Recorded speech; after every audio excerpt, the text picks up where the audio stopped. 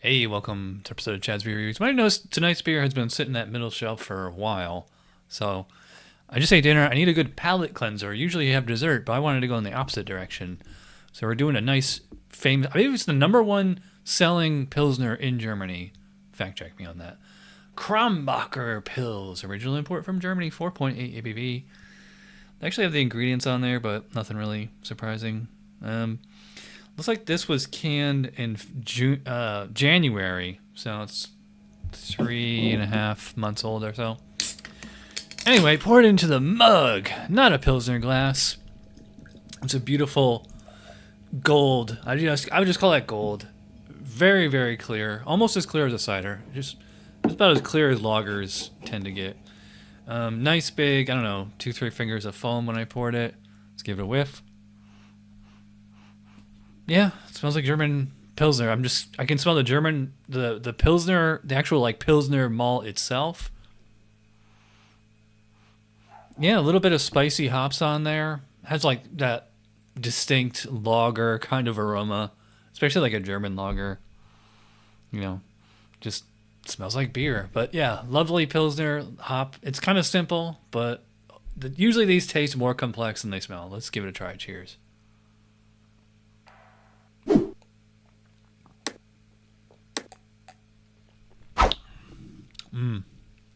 Yeah. The German Pilsner is like their equivalent of it's like their IPA because it's like the hoppiest, most bitter beer that they make. I mean, it's a completely different hop flavor than the hops in American IPA, but I love these hops. It's just lovely spice, just like the bread. It's like rye bread. It's just the taste of Pilsner malt, hint of caramel on there, and then just spicy rye or peppercorn kind of hops. Like I said on the aroma, just the way lager smells. This is how lager tastes. I don't know. I don't know this about just that Pilsner malt in a lager form. I mean, it's not esters. It's just like the way that it's the magic of fermentation or zymergy. Yeah, I would call this very crackery. It's really malty with like a little bit of a toasty character to it. But I wouldn't go as far as to call it bready, because bready kind of implies like a richness. This is not rich, and it's not sweet. It's just like the flavor of malt. I mean, it's slightly sweet, I guess, in that it's a lovely authentic malt flavor, but it's balanced out, and I'd probably say like more so that the hops are dominating here. It has a lot of flavor for only 4.8 ABV, and it's got a nice body too. I mean, depending on the way you pour it, if you get like a aggressive pour and you get a lot of foam, you're gonna like kind of give it like a slightly creamy texture to it. By the way, tasting beer by Randy Mosier, he explains it in there better than I can. Maybe I'll do a podcast on that someday.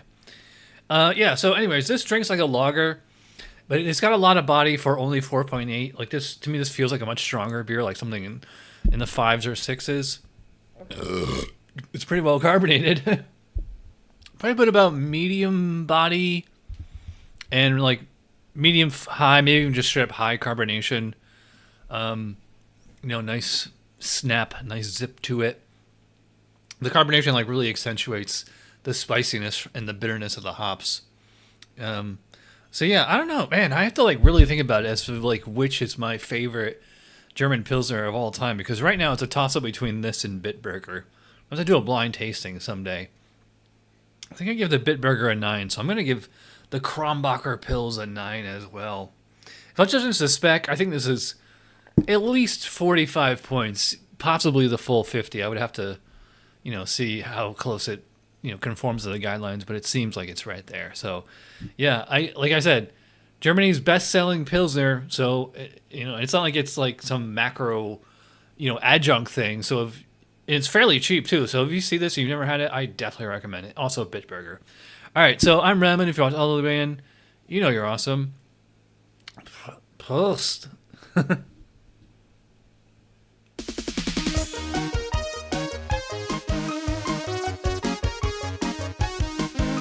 Somebody brewed it. Chad just reviewed it. Thanks for watching Chad's Beer Reviews. Trust me, the next episode will be a lot better.